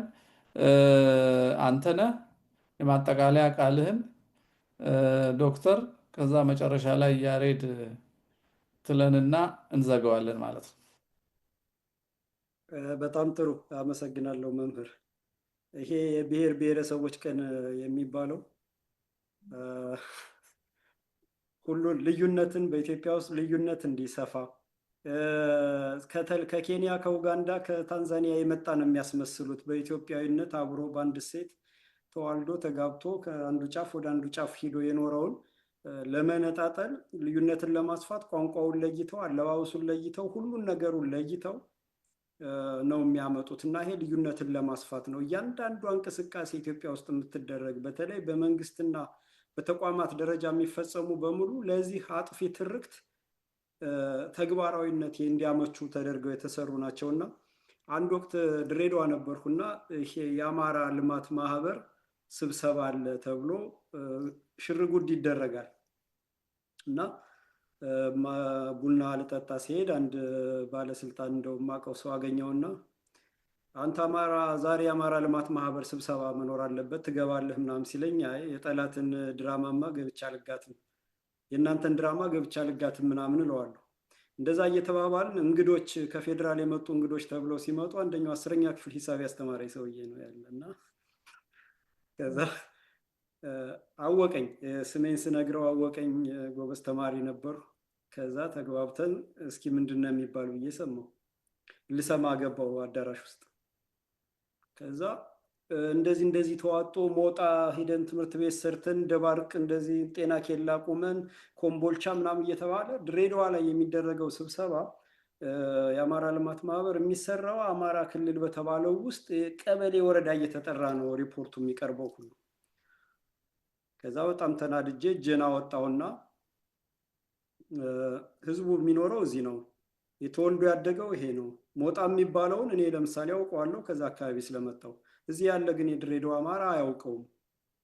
ደባርቅ ያላችሁትን አያውቀውም፣ ኮምቦልቻ ምናምን ያላችሁትን አያውቀውም። እና የሚኖርበት አካባቢ መንግስት መሸፈን ያልቻለውን የጤና የውሃ ቦይ መሄጃ የውሃ አቅርቦት የምናምን አካባቢው ላይ እያዋጣ መኖሪያውን ልጆቹ የሚወጡ የሚገቡበትን የሚጫወቱ የሚያድጉበትን የሚማሩበትን ቢያሳድግ ምን አለበት? ሁሉም በየአካባቢው ያለበትን ቢለውጥ አይሻልም ወይ ብዬ ስል መልስ የሰጠኝ ሰውዬ ምን አለ? የአማራ ተወካይ ነው እንደዛ ያለው ሰውና መልስ የሰጠኝ ሰውዬ አይ ድሬዳዋ ላይም የድሬዳዋ ባለቤት ስላለ ባለቤቱ ያለማል አለ። እና ድሬዳዋ አያት ቅድመ አያቶቻቸው የኖሩትን ሰዎች እንግዲህ በኋላ የገባኝ በዛው ሰዓት ምንድነው እነዛ ሰዎች የዚህ አካባቢ ተወላጅ አይደላችሁም የሚለውን በልማት ማህበር ስም ትምህርት ቤት ስሩ እያለ የሚያሰርጽ ስራ ነው የሚሰራው። እና እያንዳንዱ እንቅስቃሴ አማራን ለማጥፋት ኢትዮጵያን ለማፍረስ ታላቋ ትግራይና ኦሮሚያ የሚባል የደም መሬት የሆነ ሀገር ለማቆም የሚያመች ካልሆነ በስተቀር ተፈጻሚ አይሆንም ማለት ነው። እና ይሄንን ሁሉ ግምት ውስጥ ማስገባት አለብን። ሌላው አሁንም ይሄ አሰራር አሁንም እየቀጠለ ነው። ለምሳሌ አሁን የፋኖ መሪ ነን ተብለው ገንግነው የሚታወቁ በሚዲያው አሉ። የሚለብሱትን እዩዋቸው። የወያኔን የትግል ምልክት የተደረገን ኢትዮጵያን ለማፍረስ አማራን አጥፍተው ኢትዮጵያውያንን በታትነው ኢትዮጵያን አፍርሰው ታላቋን ትግራይ ለማቆም ሲሉ ጫካ ገብተን ታገልንበት ያሉትን ሽርጥና ያንን ፕላስቲክ ጫማ አድርገው ወያኔነትን ነው ስነ ልቦናን ለወጣቱ እንትን የሚሉት። እና የአባቶቻችን የአርበኝነት የኢትዮጵያውያን የአርበኝነት አለባበስ አለ። እንደው ልብስ እንኳን ቢጠፋ ያንን ንግግሮቻቸው፣ አገላለጻቸው፣ ምናቸው ሁሉ ሆን ተብሎ የተዛባ ነው። እና ቋንቋ ቅድም ገልጻችሁታል። ራሱ ቋንቋው ወደ ተግባር ይመራናል። እና የተሳሳተ ቋንቋ ይዘው ይመጣሉ። ለአፍሪካ ህብረት ባካቸው አደራድሩን ይላሉ። እንግዲህ በአፍሪካ ህብረት በኩል ምናምን እንዲህ እያደረጉ ትግሉን ወዳጅን ጠላትን የትግል አጋር ማድረግ ወያኔ የትግል አጋራችን ነው እንዳሉት ኮርተው ሳያፍሩ አይናቸውን አፍጥጠው ወያኔን የትግል አጋር አድርገን ምናምን ብለው ጠላትንና ወዳጅን መደበላለቅ፣ መርህን ማጥፋት፣ ወንጀለኛን በሌላቸው ስልጣን ይቅርባ የሚሉት ሁሉ ፋኖን አይወክልም። የዚህ ላይ መወሰን ያለብን ባንዳዎች ናቸው፣ ቅጥረኞች ናቸው፣ ለአማራ ጸር የሆኑ ናቸው። ለአማራ ጸር የሆነ ሁሉ ለኢትዮጵያውያን ሁሉ ጸር ነው። ዛሬ ላይ እንደውም ትክክለኛውና ሰው ከተባለ ወያኔንና ኦነግን እግር ሰደው እንደዚህ ተንሰራፍተው ይህን ሁሉ ውድመት እንዲያደርሱ ያደረጋቸው አማራ ላይ የተጫነው ብአዴን ነው ዋናው ተጠያቂው፣ አማራን አፍኖ በመያዙ። ከዛ ደግሞ ስንወርድ ብአዴን ሆኖ በአማራ ላይ ተጭኖ እንዲኖር ያደረጉት ከብአዴን በታች ያሉት ቅጥረኞች ናቸው። ቅድም ዶክተር አበባ ሲናገር ነበር ያልሽው እንደዛ አይነት ተሰማርተው ማለት ነው። እና ይህንን ነገር መለየት አለብን። ፋኖ መርሁን ማሳወቅ አለበት፣ ዓላማና ግቡን ማሳወቅ አለበት። እያንዳንዱ ሰንቆት የወጣውን ህልውናውን የሚያስከብርበትን የህልውና አጥፊ እስካለ ድረስ ህልውና ሊቀጥል አይችልም። እና የህልውናው ስጋት የሆነውን እስከሚነቅል ድረስ ትግሉን ይቀጥላል። ግን ሌላው ምን እያደረገ እንደሆነ የሚገልጽበትን ርዕዮተ ዓለሙን፣ ዓላማና ግቡን፣ ራዕዩን፣ አማራነቱንና ኢትዮጵያዊነቱን ሌላው ኢትዮጵያውያን ጋር ያለውን ትስስር በግዴታ መግለጽ አለበት። ይገልጻል። ይሄ ደግሞ አሁን የሚገልጽበት ወቅት ነው። ይሄ 3 ወር የ90 ቀን ቆጥረው የሀገሪቷን ጦር ይዘው ትጥቁን አይደለም ቀበቶውን እናስፈተዋለን ያሉን ወራሪዎች እና እነዛ የዘመቱት ተቀልብሶ አሁን አዙሪት ውስጥ ብንገባን በቅጥረኞች በኩል ያ ስጋት ተቀልብሷልና አሁን ሰነድ የሚዘጋጅበት ራሳችን ኢትዮጵያውያንን የሚመልስ የሚያስተሳስር ራዕይና ተልኮን የሚያስረዳ ይሄ አጥፊ አስተሳሰብን የፖለቲካ ፓርቲ የሚያስመስሉትን ፋኖን ሁሉ እነዛን ስርዓት የሚያስይዝ ሰነዶች መውጣትና መተዋወቅ አለባቸው እላለሁ። አመሰግናለሁ። ጥሩ ማጠቃለያ ነው። እግዚአብሔር ይስጥልን። አዎ መንገዱ መሰመር አለበት። ኔጎሽብልስ ኤንድ አንኔጎሽብልስ የምንደራደርበት ማንደራደርበት ብሎ ማሳየት አለባቸው። ዝም ብሎ ምንድነው ሜዳ ላይ እንዳለ የውሃ ቦይ ወደ ተሰነጠቁ የሚፈስ ከሆነ አብሮ የሚቆም ሰው አይገኝም። ሰራዊቱም ዋጋ የመስዋዕትነቱ ዋጋ አያገኝም። የግለሰቦች መጫወቻ ነው የሚሆነው። የህልውና አደጋ ምክንያት የሆኑ ሰዎችን አጋር አደርጋለሁ ማለት ቀልደኛ ቀልድ ነገር ነው እና እሱን እንዲያስቡበት ያው መምከር ነው። ዶክተር ወይንም ያሬድ ሁለታችሁ የምትቀዳደሙ እና መዝጋ እናደርጋለን። ያሬድ ቀጥልን። እኔ አጭር ነች ብያለሁ።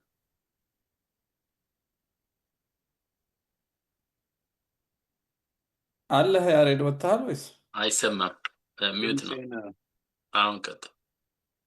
እሺ ብዙ ጊዜ ቀደም መምህር ያነሱት ነገር አለ። ህዝቡ እንዴት ነው ዝም ብሎ መሪዎችን የሚከተለው ወይም መንግስትን የሚያምነው የሚለው ነገር ለእኔ ከባህሉ የመነጨ አይመስለኝም። ከታሪኩ ወይ ከማንነቱ የመነጨ ብቻ ሳይሆን ለዚህ ለ50 ዓመታት እነዚህ መንግስት ነን ብሎ የመጡ ሰዎች ካድሬዎች ነበረባቸው ከላይ እስከታች ድረስ በየገበሬውን አደራጅተዋል፣ ሰራተኛውን ምናምን እየተባለ በዚህ በማርክስ ሌኒስታዊ አስተሳሰብ አስተምረውታል፣ ነግረውታል። ያ ይመስለኛል ችግሩ። በዚህ ማርክስ ሌኒስትም አስተሳሰብ ድርጅት ህዝብን ይመራል እንጂ ህዝብ ድርጅትን አይመራም የሚል አስተሳሰብ አላቸው እና ያ አመለካከት ህዝብ ምንም አይነት ጥያቄ አያነሳም፣ በድርጅት ውስጥ ያለ ያ ድርጅቱ ነው ሁሉን ነገር የሚመጣው። እሱ ነገር በፖለቲካ ውስጥ ሁሉም ሰው ጋር ወይም በአብዛኛው የኢትዮጵያ ህዝብ ይሄን የሚጠብቅ ይመስለኛል። ሁል ጊዜ አንድን ነገር ከድርጅት የመጠበቅ ድርጅት እንዲወስን የመጠየቅ እና ከዛ የሚመጣን ነገር መጠበቅ ነው የምንፈልገው እንጂ ህዝብ ራሱ ይሄ መሆን አለበት የሚለውን ነገር ወደ ድርጅት ማምጣት አለበት የሚለው ነገር ላይ መቀየር አለበት። ለምሳሌ አሁን ታሪካችን አይደለም ያልኩት አፄ ዩስጢኖስ ተነስተው ኦርቶዶክስ ተዋህዶ ኦርቶዶክስ ትጥፋ እና ካቶሊክ ትንገስ ያሉ ጊዜ ህዝቡ ተቃውሟቸዋል። የተቃወመም አለ፣ በምንኩስናው ያለ በቅዱሳኑ ምናምን ሄደው ተቃውሟል። ካህናቱ በህዝብ ደረጃ የተቃወመ አለ፣ ከእንደገና ሰራዊት ይዞ ደግሞ የተዋጋቸው አለ። ስለዚህ አይ ንጉስ ናቸውና መሪ ናቸውና እርሱ ያሉት ፈላጭ ቆራጭ ነው የሚል ነገር አይኖርም፣ አልነበረም።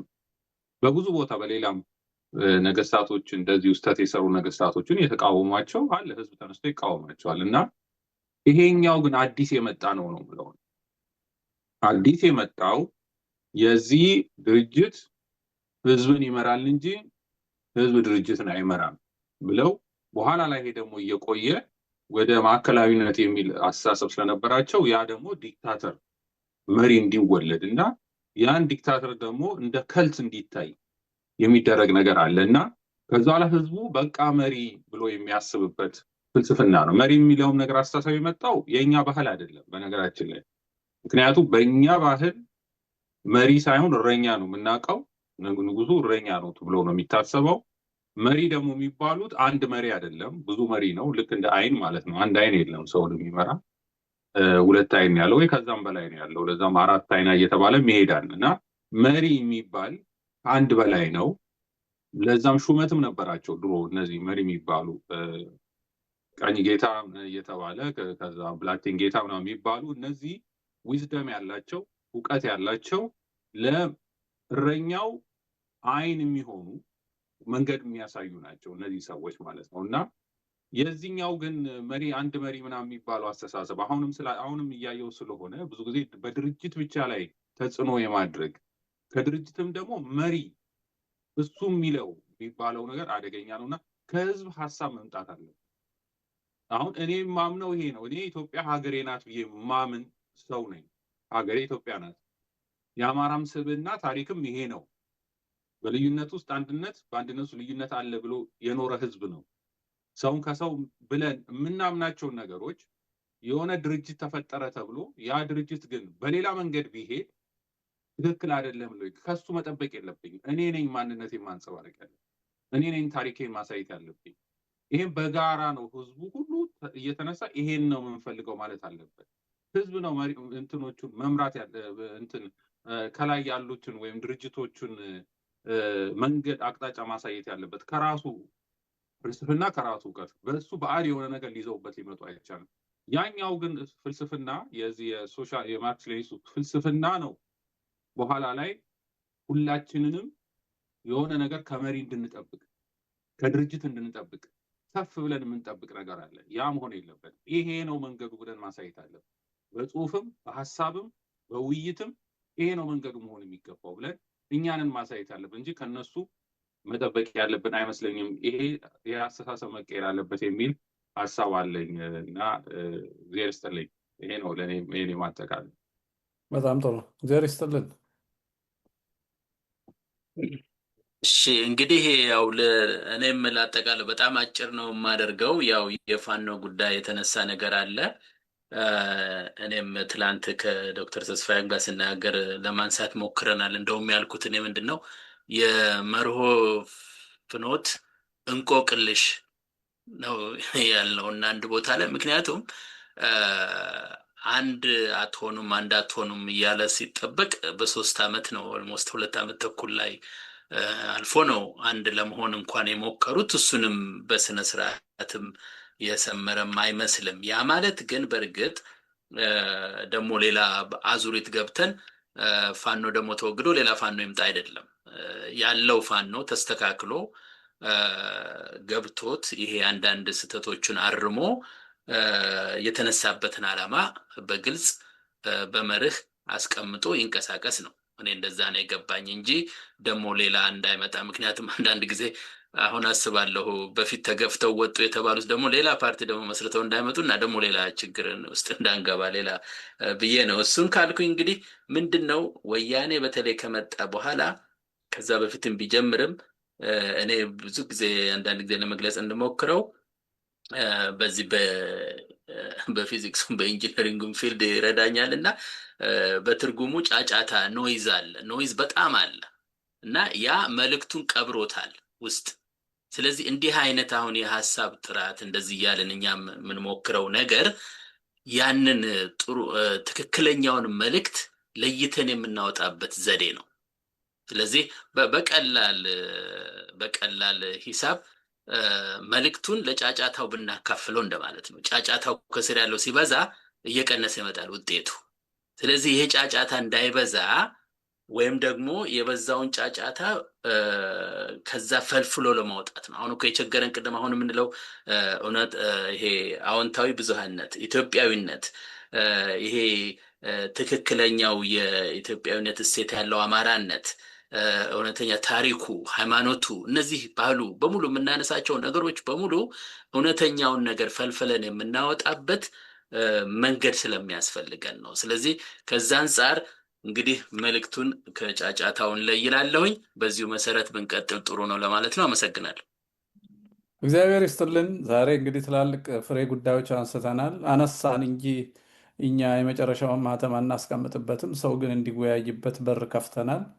በብዝሃነት ስም ህዝብን ከፋፍሎ ተጻራሪ ትርክቶች ፈጥሮ ሐውልት አቁሞ ሰራዊት አደራጅቶ የሐሰት ትርክት ተርኮ እልቂት፣ ስደት፣ መለያየት የፈጠረ ማንነት አለ ኢትዮጵያ ውስጥ።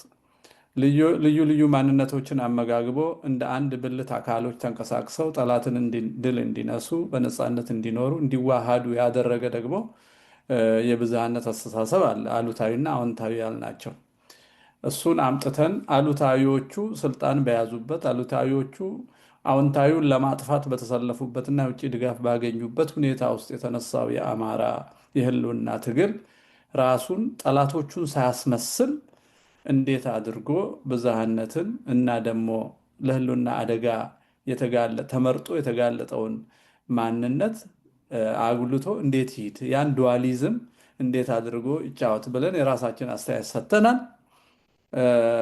እንግዲህ ባለቤቶች ነን የምትሉ ሁሉ ይሄን አስፍታችሁ ለወንድሞቻችን ለእህቶቻችን ራሳቸውን ለሰጡን ወገኖቻችን ሀሳቡ እየጠራ እንዲሄድ እንድታዋጡ ነው እኛ ጥሪ የምናደርገው። ይሄንን ዛሬ ጎልቶ የወጣው አይ ቲንክ ይሄ ይመስለኛል። ሁለተኛው ጠላት ወዳጄ ነው ስንል ምን ማለት ነው? ይሄ የሚባለው በዓለም አቀፍ ዲፕሎማሲ የጠላት ወዳጄ ነው፣ ቋሚ ጠላት የለንም የሚባሉ አሉ። ይሄ እንግዲህ ፍልስፍናው አንዱ ለሶሻል ዳርዊኒዝም ላይ ተነስቶ ሌላው እውነት አንዲት ቋሚ እውነት የለችም ብሎ ቁማር የሚጫወተው ዓለም የሚጠቀምበት ነው። እኛ ጋር ሲመጣ እንዴት ነው የምንተረጉመው? የምንደራደርበትና የማንደራደርበት ሴት መሪ የለንም። ይሄን ወደፊት እያየን እንሄዳለን። ይሄን ጊዜ የሰጠን ለዚህ ሰዓት ያደረሰን ለሁላችንም ኃይል ማስተዋል የሰጠን አምላካችን የተመሰገነ ይሁን። የሳምንት ሰው ይበለን። እንግዲህ በያላችሁበት ካህን ቢኖር ባርኮ ያሰናብተናል። እኛ እንግዲህ አንተ ትቀርባለህ እኮ ታዲያ ምንም ችግር የለም። እኔ ግን ከማሰናበት ከመባረክህ በፊት ብዙ ጊዜ ከእናንተ አይነት አንተነህ ሰለሞን በብዛት የምንተዋወቅ ስንገናኝ ብቻዬን ነው የምገኘው የነበረው እና ዛሬ ግን ወይዘሮ ጽጌረዳ አብራን ስለሆነች ይሄ ቁጥር ደግሞ ሴቶቹ እየበረከቱ ከሄዱ ጉድፈላ ነው የምለው። ጉድፈላ ይሄ ሁሉ ወሬ ቦታው ይገባልና ጽጌረዳን በመኖሯ በጣም ደስ ብሎኛል። ሌሎችም እህቶች እንዲበዙ እንደው ከመባረክህ በፊት ብዬ ነው። አይ ሀያላን እህቶችን እንፈልጋለን። ኢትዮጵያን እኮ መሪዎች ከህንደኬ ከኢትዮጵያ እስከ ህንድ ስም የሚጠራው በሴቶች ነው እና ንግስት ሳባን የሚሰድቡ ሰዎች አሉ፣ ትርክቱን የማይፈልጉ ክብረ ነገስትን የማይፈልጉ የሴት መብት አሁን የተከበረ የሚመስላቸው የምዕራቡን ችግርኛ ሀገር የሚያመጡ። ስለዚህ ኑልን እያልን ነው እኛ። ብልጠት አይጠፋም ብዬ ነው። ብልህነት ስለማይጠፋ ለትግሉ በጣም እንጠቅማለን ነው እንጂ ይሄ ፕሮፖርሽን የሴቶች መብትን ለማስከበር አይደለም። እኛ ያስከበርንነን ግን በጣም ብልሆች ናቸው። የሚገርም መምህር አሁን በቲፒኤልኤፍ በምንም ብትሄድ ሶማሌም ሁሉም ከላይ አይምሰሉ እንጂ ትልቁን ሚና የሚጫወቱ ሴቶች ናቸው። በደንብ ይሳተፋሉ። አንድ በል ቤተክርስቲያን ከኋላ ቀጥ አድርገን በውጭ ሀገርን በስደት በመመስረት በየቀኑ የሚሰራውን ሴቶች ናቸው። በአማራ ፖለቲካ ላይ ብቻ ነው እህቶቻችንና ልጆቻችን መሳተፉን እንትን ብለው በቃ አንድ ወይ ባላቸው እንደ ወኪል ከላኩ እነሱ የሉበትም። ያ አያድነንም ብዬ ነው እና ለብልሃት እንመቻለን፣ ለቁርአን ያፈታት እንመቻለን ብዬ ነው። አይ እውነት ነው፣ እውነት ነው። እኔም በቤተ ክርስቲያን አውቃለሁ። ንትርክ ሲያዩ ያው ወይ ይቆጣሉ ወይ ያው እንጂ ደህና እውነት ነው፣ እውነት ነው። እና ይምጡልን። የሳምንት ሰው ይበለን እግዚአብሔር። ይህን ጊዜ የሰጠን ዘመነ በዓለ ሀምሳ ነው። ክርስቶስ ተንሥአ እሙታን በዐቢይ ኃይሎ ስልጣን አሰሮ ለሰይጣን አግዓዞ ለአዳም እምይእዜሰ ኮነ ፍስሐ ወሰላም እንላለን። ነፃ ያወጣን አምላካችን በነፃነት እንድንኖር ነው። የሰው ባሪያ የክፉ ሀሳብ ባሪያ እንዳንሆን ነውና በደንብ ማሰብ መዋጋት የኛ ፈንታ ነው እላለሁ። ጤና ይስጥልኝ። ቸር ይግጠመን። አሜን። ቸር ይግጠመን። ይስጥልኝ። ደስ ብሎኛል እኔም ከእናንተ ጋር በመሆኔ ሀሳብ በመከፋፈላችን በጣም ደስ ብሎኛል። ወደፊትም እንቀጥላለን። ያው እንግዲህ ሴቶች እንዳልሽ ነው ወደ ብላይንድ ስፓት እናያለን ለማለት ነው አበባ ያለችው። ኤኒዌይ የኢትዮጵያውያን ሴቶች ደግሞ ብዙ የሚመሰገኑ ናቸው። ከጥንት ጀምሮ ጦርነት ጀምሮ የኢትዮጵያ የአድዋ ድል ያለ እናታችን እቴጌ ምናልባትም ግቡን እስከ መጨረሻው ላይ ደርስ ይችል ነበር። ስለዚህ የሴቶች ኮንትሪቢሽን በጣም ከፍተኛ ነው ኢትዮጵያ ውስጥ። ግን አሁን ያው ጦርነትም ላይ በፋኖ ውስጥ ያሉ ትንንሽ ልጆች ያው ህይወታቸውን ሰውተው እያሉ ናቸው። እንደው ከይቅርታ ጋር በዚህ በሂውመን ትራፊኪንግ የሚሄደው ሁሉ ሴት ነው። ብዙ ሴቶች ላይ የደረሰ እና ያለም ሁኔታ አለ። ግን እንዳልሽው ደግሞ 70% ቸርች ውስጥ ሴት ነው በየቦታው እንትን የሚለው እና ያንን የፖለቲካዋን ፓርት ነው የፈራ ነው የተፈራ ቁልፏን ቁልፍ ነገሯን ማለት ነው። ከአሁን በኋላ እንትን ምንድን ነው ሶማሌዎቹ ግን መቁረጥ ትችላለች። ሶማሌዎቹ በእውነት ትግሬዎቹ ይቅርታ እንደዛ ውስጥ ስለገባ በጣም ሴቶቻቸው በከፍተኛ ደረጃ ነው እየሰሩ ያሉት ከውስጥ እና አይ ቲንክ ዊል ጌት ዜር ላለሁኝ ዋናው ፈቃደኛ ሁላችን እግዚአብሔር ይስጥልኝ። በማሰብ